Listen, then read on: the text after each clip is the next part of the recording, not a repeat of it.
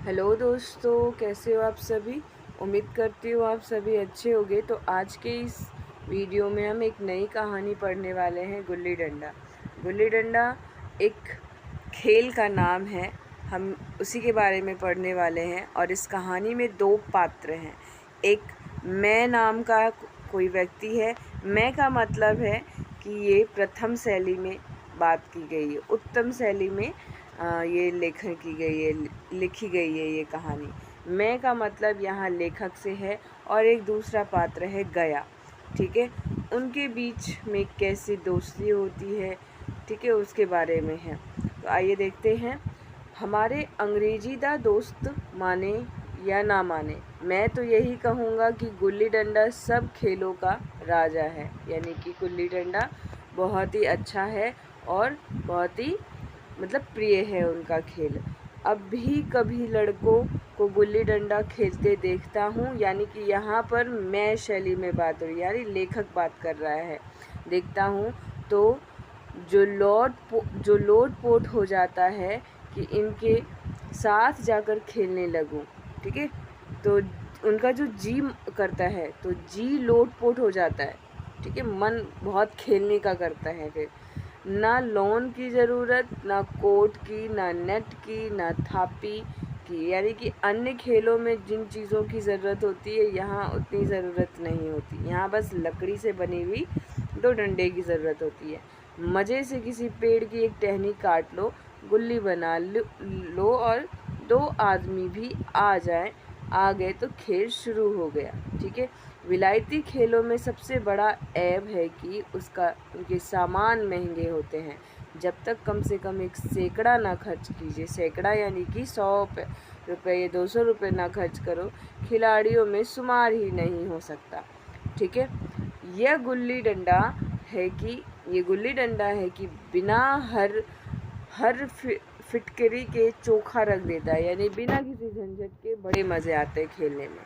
पर हम अंग्रेजी चीज़ों के पीछे ऐसे दीवाने हो रहे हैं कि अपनी सभी चीज़ों में से अरुचि हो गई है।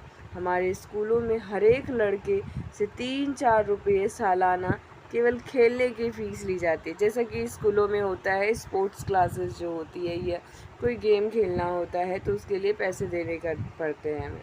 ठीक है, किसी को यह नहीं सूझता कि भारतीय खिलाएं, अंग्रेजी खेल खेलते हैं, जैसे क्रिकेट हो गया, फुटबॉल हो गया, ये सारी चीज़ें। पर हम भारतीय खेल नहीं खेलते जो बिना दाम कौड़ी के खेले जाते हैं। और अंग्रेजी खेल उनके लिए है जिनके पास धन है। गरीब लड़कों के सिर क्यों यह व्यसन मरते हो। व्यसन मतलब इस तरह के खेल जिसमें इतने सारे खर्चे हो। ठीक है, गुल्ली से आँख फूट जाने का भय रहता है, तो क्या क्रिकेट से सिर फूट जाने, तिल्ली फट जाने, टांग टूट जाने का भय नहीं रहता। अगर हमारे माथे में गुल्ली का दाग आज तक बना हुआ है तो हमारे कई दोस्त ऐसे भी हैं जो थापी को बैसाखी से बदल बैठे हैं। यानी कि गुल्ली से भी चोट लगती है तो इससे कहीं ज़्यादा अन्य खेलों में भी चोट लगती है, ये कहना चाह रहे। तो हमारे कई दोस्त ऐसे भी हैं जो थापी के को बैसाखी से बदल बैठे हैं। ठीक है, खैर यह अपनी अपनी रुचि है। मुझे गुल्ली ही सब खेलों में से अच्छी लगती है और बचपन की मीठी स्मृतियों में गुल्ली ही सबसे मीठी है। वह प्रातःकाल घर से निकल जाना, वह पेड़ पर चढ़ के टहनियाँ काटना और गुल्ली डंडे बनाना, वह उत्साह, वह लगन, वह खिलाड़ियों के जमघटे, वो पदना और पदाना मतलब इसमें क्या होता है कि हम एक बार जब खेलते हैं तो दूर तक वो गुल्ली जाता है और हमें वहाँ तक फिर उसको लाना पड़ता है। फिर वहाँ से फिर डंडा गुल्ली को फेंकते हैं, फिर वहाँ से लाना पड़ता है, तो दूर दूर तक भागना पड़ता है इसमें। ठीक है, अगर एक ने किया है तो दूसरे की जब बारी आएगी तब वो भी ऐसे ही करेगा। तो ये पदना और पदाना है इसमें।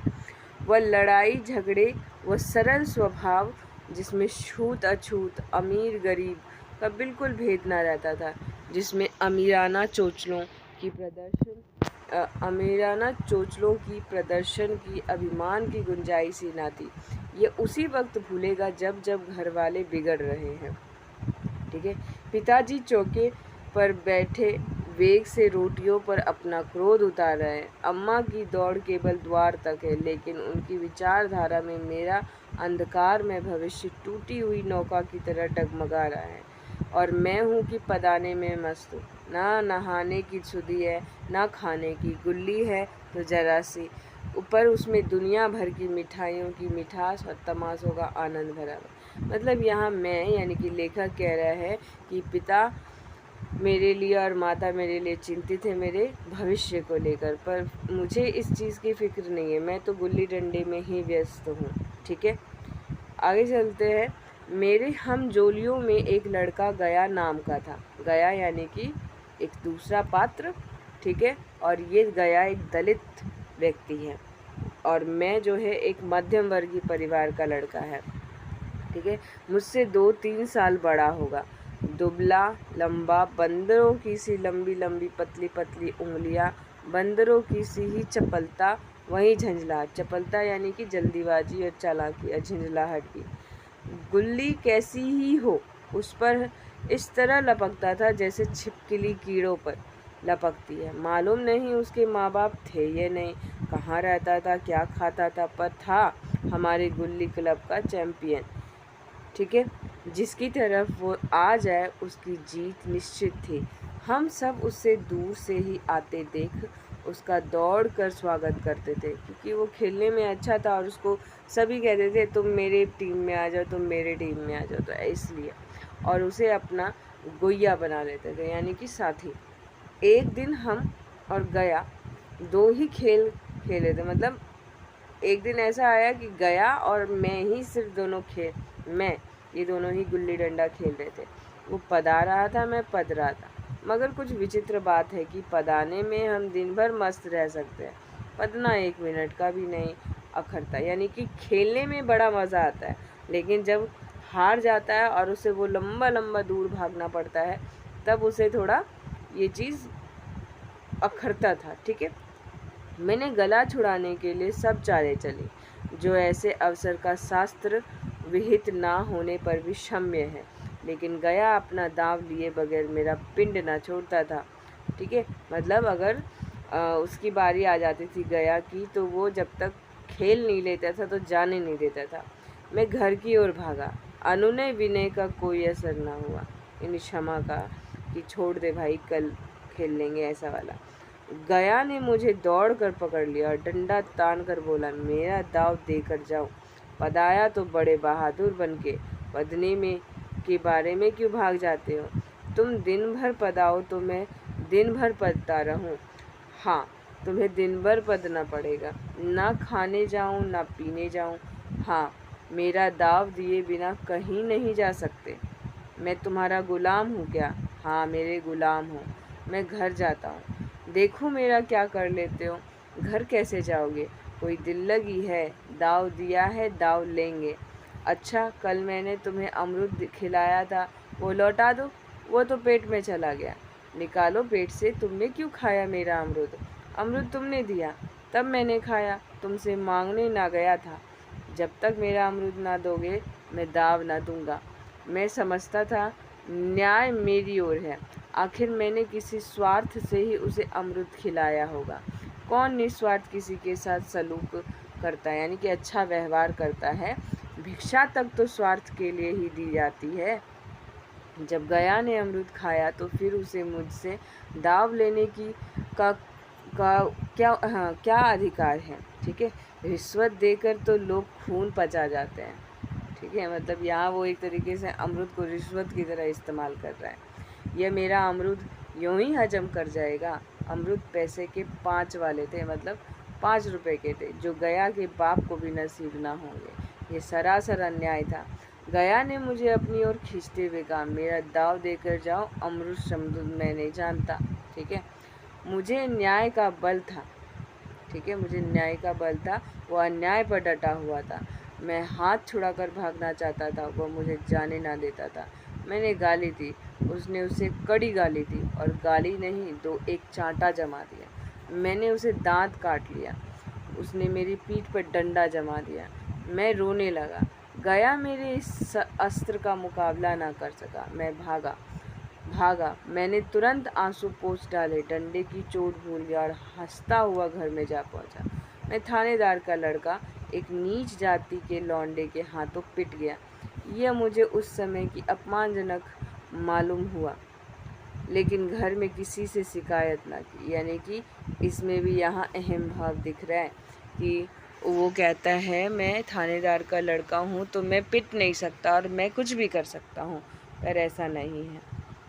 ठीक है, उन्हीं दिनों पिताजी का वहाँ से तबादला होगा। तबादला मतलब ट्रांसफ़र हो गया, दूसरी जगह चले गए और पूरे परिवार के साथ वो क्या हो गए, वहाँ से गए। नई दुनिया देखने की खुशी में ऐसा फूला कि अपने हम जोलियों से बिछड़ जाने का बिल्कुल दुख न हुआ। पिताजी दुखी थे, वह बड़े आमदनी की जगह थी। अम्मा जी भी दुखी थी, यहाँ सब चीज़ें सस्ती थी और मोहल्ले की स्त्रियों से खराब हो गया था। यानी कि जिस जगह वो पहले रहता था वहाँ पर उनको वो खुली जगह पे जाना चाहते थे। ठीक है, नई दुनिया देखने की खुशी में ऐसा फूला कि उसके साथी उससे बिछड़ गए। उसको दुख नहीं था मैं को, पर पिताजी दुखी थे और उसकी माँ दुखी थी, क्योंकि वो जहाँ रहते थे वहाँ उनका मन लग गया था। ठीक है, खराब सा मतलब वो घुल मिल गई थी। लेकिन मैं मारे खुशी के फूला ना समाता था। लड़कों से जी जिट उड़ा रहा था। वहाँ ऐसे घर थोड़ी ही होते हैं, ऐसे ऐसे ऊंचे घर है कि आसमान से बातें करते हैं, यानी बिल्डिंग्स की बात कर रहा है। वहाँ के अंग्रेजी स्कूल में कोई मास्टर लड़कों को पीटे तो उसे जेल हो जाए। मेरे मित्रों की फैली हुई आंखें और चकित मुद्रा बतला रही थी कि मैं उनकी निगाह में कितना ऊंचा उठ गया हूँ। ये बच्चों में ऐसी सोच रहती है, जब हम बच्चे रहते हैं, अगर हमारे पास कुछ नई चीज़ होती है जो सामने वाले के पास नहीं रहती, तो हम इस तरह से फील करते हैं कि हम ही है सब कुछ, ऐसा वाला। ठीक है, वहाँ यही चीज़ यहाँ फील कर रहा है मैं। बच्चों में मिथ्या को सत्य बना लेने की वह शक्ति जिसे हम जो सत्य को मिथ्या बना लेते हैं, क्या समझेंगे। उन बेचारों को मुझसे कितनी स्पर्धा हो रही थी। ठीक है, उनको थोड़ा उनसे ईर्ष्या हो रही थी, मानो कह रहे थे तुम भाग्यवान हो, जाओ, हमें तो इस उजाड़ ग्राम में ही जीना है और मरना भी। 20 साल गुजर गए। अब यहाँ से क्या हो गया, मैं जो है बड़ा हो गया है। ठीक है, मैंने इंजीनियरिंग पास की और उसी ज़िले का दौरा करता हुआ उसी कस्बे में पहुंचा और डाक बंगले में ठहरा। उस स्थान को देखते ही इतनी मधुर बाल स्मृतियाँ हृदय में जाग उठी कि मैंने छड़ी उठाई और कस्बे की सैर करने निकला। आंखें किसी प्यासे पथिक की भांति बचपन के उन क्रीड़ा स्थलों को देखने के लिए व्याकुल हो रही थी, पर उस परिचित नाम के सिवा वहाँ और कुछ परिचित ना था। जहाँ खंडहर था, पक्के मकान थे, जहाँ बरगद का पुराना पेड़ था, वहाँ अब एक सुंदर बगीचा था। स्थान का काया पलट हो गया। यानी कि मैं जो है अब वो जिस जगह गया था शहर से लौटकर उसी जगह आया है इंजीनियर बनकर, वहाँ का दौरा करने। ठीक है, वहाँ को देखने के लिए जहाँ वो काम करेगा, पर वो गांव वही था जहाँ उसे काम करना था, तो उसके बारे में वहाँ जहाँ जहाँ जाता था वो वहाँ वहाँ गया घूमने के लिए, देखने के लिए। सब कुछ बदल गया था। ठीक है, जहाँ बरगद का पुराना पेड़ था वहाँ अब एक सुंदर बगीचा था। स्थान का काया पलट हो गया।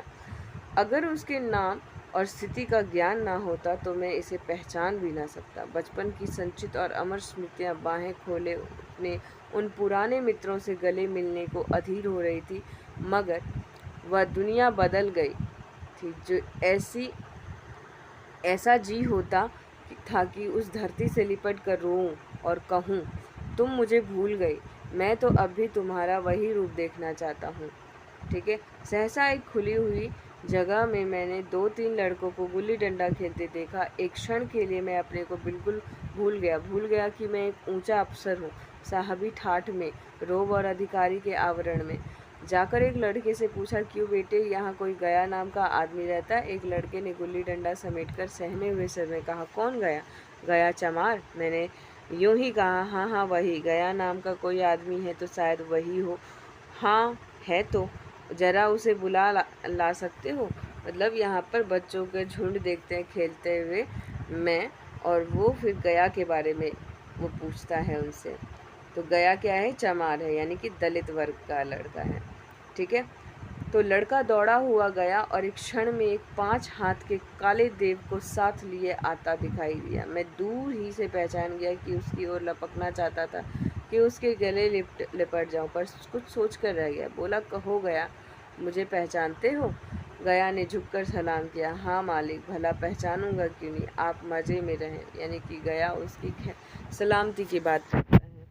ठीक है, बहुत मज़े में, तुम अपनी कहो। मतलब मैं कह रहा है मैं तो बहुत अच्छा हूँ, तुम अपने बारे में बताओ। डिप्टी साहब का साइंस हूँ। मतई, मोहन, दुर्गा ये सब कहाँ हैं? कुछ खबर है? मतई तो मर गया, दुर्गा और मोहन दोनों डाकिये हो गए, यानी कि डाकघर में काम करने लगे। आप मैं तो जिले का इंजीनियर हूँ। सरकार तो पहले ही बड़े जहीन थे, अब कभी गुल्ली डंडा खेलते हो? ये मैं पूछ रहा है गया से। ठीक है, गया ने मेरी ओर प्रश्न की आंखों से देखा। अब गुल्ली डंडा क्या खेलूंगा सरकार, अब तो पेट के धंधे से छुट्टी नहीं मिलती। आओ आज हम तुम खेले, तुम पदाना हम पदेंगे, तुम्हारा एक दाव हमारे ऊपर है, वो आज ले लो। गया बड़ी मुश्किल से राजी हुआ। वट यहाँ पे गया क्या कर रहा है कि मैं के अफसर बन जाने के कारण गया उसके साथ एक लिहाज, एक अदब का रिश्ता बना के रख रहा है। वो उस बचपन की भांति उसके साथ व्यवहार नहीं कर रहा है, सहज नहीं हो पा रहा है। ठीक है, तो मतलब यहाँ ये बताना चाह रहे हैं कि बड़े होने पर एक अधिकारी या कुछ अ, सामने वाले से बड़े हो जाने पर क्या होता है, रिश्ते में वो जो सहचार्य होता है वो ख़त्म हो जाता है। ठीक है, एक अदब और एक लिहाज आ जाती है, तो उसी को यहाँ दिखाया गया है। ठीक है, गया बड़ी मुश्किल से राजी हुआ। वह ठहरा टके का मजदूर। ठीक है, मैं बड़ा अफसर, देखो यहाँ पर आ गया ना बात। लेखक वो कह रहा है मैं तो अफसर हूँ, तो ये अफसरी उसके बीच में आ जाती है, उसके दोस्ती के बीच में, और वो दोस्ती फिर सहज नहीं हो पा रही है उनके बीच में। फिर वो क्या कहते हैं, फॉर्मेलिटीज किया जा रहा है बस, हमारा और क्या जोड़ है।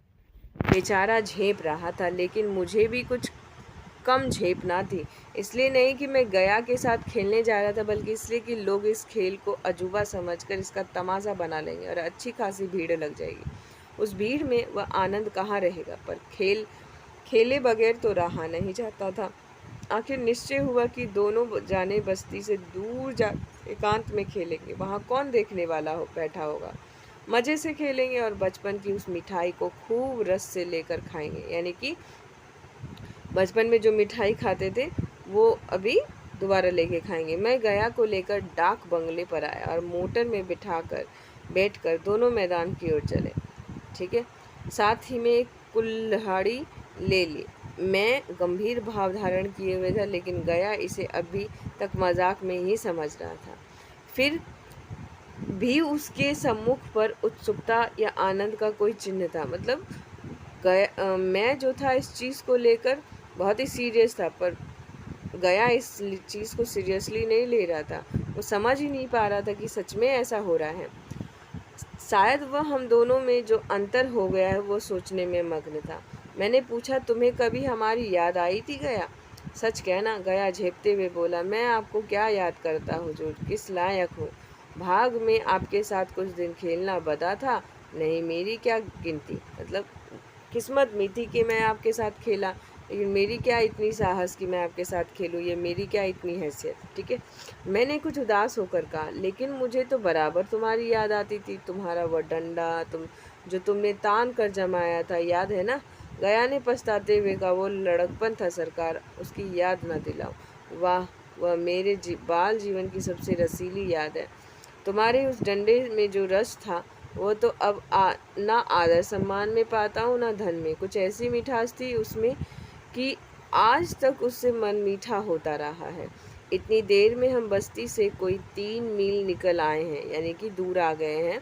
चारों तरफ सन्नाटा है। पश्चिम की ओर कोसों भीमताल फैला हुआ है, जहाँ आकर हम किसी समय कमल के पुष्प तोड़ ले जाते थे और उसके झुमके बनाकर कानों में डाल लेते थे।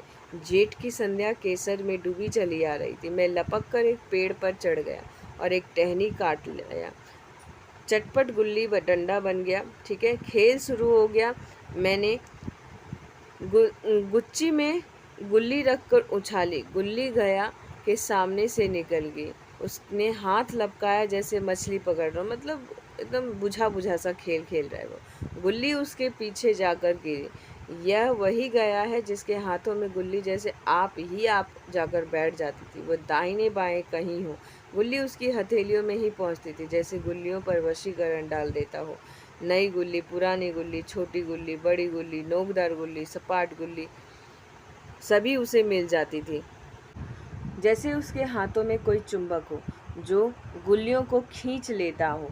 लेकिन आज गुल्ली को उससे प्रेम ना रहा। फिर तो मैंने पदाना शुरू किया। मैं तरह तरह की धांधलियाँ कर रहा था, अभ्यास की कसर बेईमानी से पूरी कर रहा था। हुच जाने पर भी डंडा खेले जाता था। हालांकि शास्त्र के अनुसार गया की बारी आनी चाहिए थी। गुल्ली पर जब ऊंची चोट पड़ती है तो वो जरा दूर पर गिर पड़ती है, तो मैं झटपट उसे खुद उठा लेता और दोबारा टांड लगाता। गया ये सारी बेकादगियाँ देख रहा था, पर कुछ न बोलता था, जैसे उसे वो सब कायदे कानून भूल गया। उसका निशाना कितना अचूक था। गुल्ली उसके हाथ से निकलकर टन से डंडे में आकर लगती थी।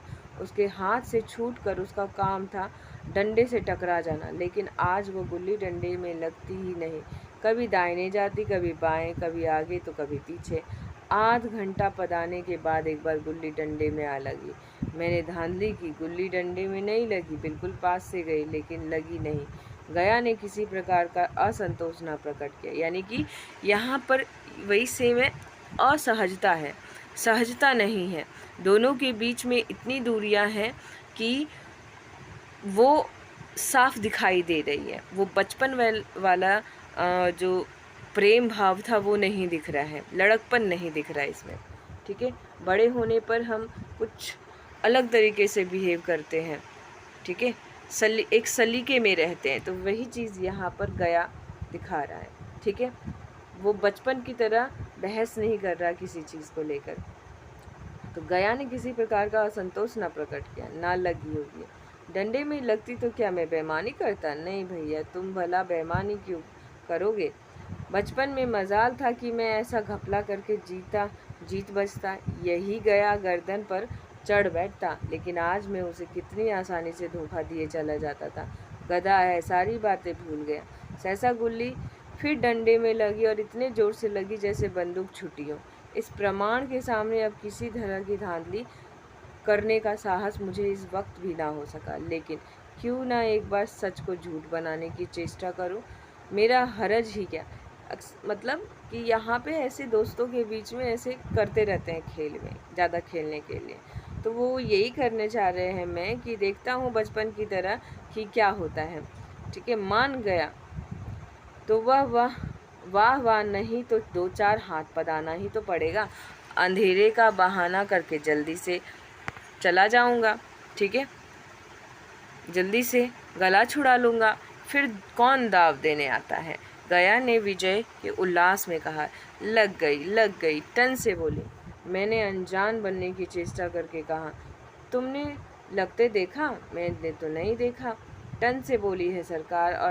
और जो किसी ईंट में लग गई हो। मेरे मुख से यह वाक्य उस समय कैसे निकला, इसका मुझे खुद आश्चर्य है। इस सत्य को झुटलाना वैसे ही था जैसे दिन को रात बताना। हम दोनों ने गुल्ली को डंडे जोर से लगते देखा था, लेकिन गया ने मेरा कथन स्वीकार कर लिया। हाँ, किसी ईंट में ही लगी होगी, डंडे में लगती तो इतनी आवाज़ ना आती। मैंने फिर पदाना शुरू कर दिया, लेकिन इतनी प्रत्यक्ष धांधली कर लेने के बाद गया की सरलता पर मुझे दया आने लगी। इसलिए जब तीसरी बार गुल्ली डंडे में लगी तो मैंने बड़ी उदारता से दाव देना तय किया। गया ने कहा, अब तो अंधेरा हो गया भैया, कल पर रखो। मैंने सोचा कल बहुत सा समय होगा, यह ना जाने कितनी देर बाद आए, इसीलिए इसी वक्त मामला साफ कर लेना अच्छा होगा। नहीं, अभी वह बहुत उजाला है, तुम अपना दाव ले लो, गुल्ली सूझेगी नहीं, कुछ परवाह नहीं। गया ने पदाना शुरू किया, पर उसे अब बिल्कुल अभ्यास न था। उसने 2 बार टांड लगाने का इरादा किया। पर दोनों ही बार हुच गया। 1 मिनट से कम में वह दाव पूरा कर चुका। बेचारा घंटा भर पदा, पर 1 मिनट में ही अपना दाव खो बैठा। मैंने अपने हृदय की विशालता का परिचय दिया। एक दाव और खेल लो, तुम पहले ही हाथ में हो जाओगे, मतलब तरस खा लिया। ठीक है। नहीं भैया, अब अंधेरा हो गया, तुम्हारा अभ्यास छूट गया। क्या कभी खेलते नहीं? खेलने का समय कहाँ मिलता है भैया। हम दोनों मोटर पर जा बैठे और चिराग जलते जलते, यानी कि लाइट्स गांव में चलते चलते, हमने क्या किया, पड़ाव पर पहुंच गए। गया चलते चलते बोला, कल यहाँ गुल्ली डंडा होगा, सभी पुराने खिलाड़ी खेलेंगे, आप भी आओगे। जब आपको फुर्सत हो तभी खिलाड़ियों को बुलाऊं।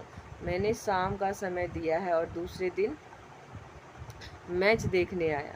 कोई 10-10 आदमियों की मंडली थी। कई मेरे लड़कपन के साथी निकले। अधिकांश युवक थे जिन्हें मैं पहचान ना सका।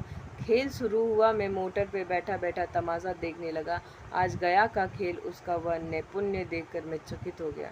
टांड लगाता तो गुल्ली आसमान से बातें करती। यानी कि उस पहले के दिन जब मैं उसके साथ खेल रहा था तो गया एक तरीके से सहज नहीं था, यानी कि वो अदब लिहाज के तौर पर काम कर रहा था।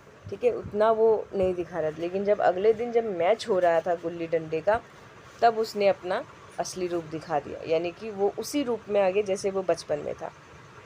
ठीक है। कल किसी वो झिझक, वो हिचकिचाहट, वो बेदली आज ना थी। लड़कपन में जो बात थी आज उसने प्रौढ़ता प्राप्त कर ली थी। कहीं कल इसने मुझे इस तरह पदाया होता तो मैं ज़रूर रोने लगता। उसके डंडे की चोट खाकर गुल्ली 200 गज की खबर लाती थी, यानी कि 200 गज दूर जाती थी। पदने वालों में एक युवक ने धांधली की। उसने अपने विचार में गुल्ली लोक ली थी। गया का कहना था गुल्ली जमीन में लगकर उछली थी। इस पर दोनों में ताल ठोकने की नौबत आई। युवक दब गया। गया का तमतमाया हुआ चेहरा देखकर डर गया। अगर वो दब ना जाता तो जरूर मारपीट हो जाती। मैं खेल में ना था, पर दूसरों के इस खेल में मुझे वही लड़कपन का आनंद आ रहा था जब हम सब कुछ भूल कर खेल में मस्त हो जाते हैं। अब मुझे मालूम हुआ कि कल गया ने मेरे साथ खेला नहीं, केवल खेलने का बहाना किया। देखा, तो उसने मुझे दया का पात्र समझा। तो ये यहाँ पे ये बताता है दया का पात्र कि उनमें सहजता नहीं है बचपनों जैसा। ठीक है, वो उसके साथ घुल मिल नहीं पा रहा है।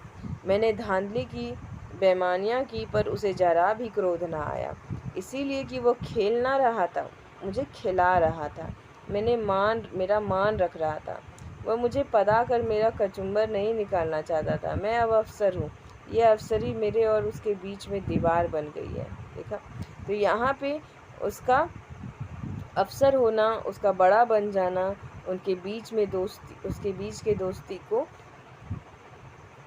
में दरार ला रहे हैं। ठीक है, अकेलापन कर रहे हैं। तो अब मैं उसका लिहाज पा सकता हूँ, अदब पा सकता हूँ, सहचार्य नहीं पा सकता। तो ये अंत जो लाइन है, अदब पा सकता हूँ, सहचार्य नहीं पा सकता, ये इस कहानी का क्या है, थीम है। मतलब अकेलेपन को दिखाया गया है यहाँ पर। लड़कपन था तब मैं उसका समकक्ष था, हम में कोई भेद ना था। ये पद पाकर अब मैं केवल उसकी दया के योग्य हूँ। वो मुझे अपना जोड़ नहीं समझता। वो बड़ा हो गया है और मैं छोटा हो गया हूँ। अर्थात कि ये कहानी जो है एक तरीके से अकेले और संबंधहीन हो जाने के बारे में है। ठीक है, मध्यवर्गीय जो व्यक्ति है उसका अकेला हो जाना या उसके संबंधों में दरार आ जाने के बारे में है। और ये जो कहानी हमें दिख रही है गुल्ली डंडा, ये नई कहानी जो आंदोलन है उनमें जो हमें गुण दिखाई देते, उनका झलक दिखाई देता है, शुरुआती झलक दिखाई देता है हमें। ठीक है, तो आई होप आप सभी को क्लियर हुआ होगा। तो अब हम नेक्स्ट वीडियो में मिलते हैं एक नेक्स्ट कहानी के साथ। तो तब तक के लिए जय हिंद।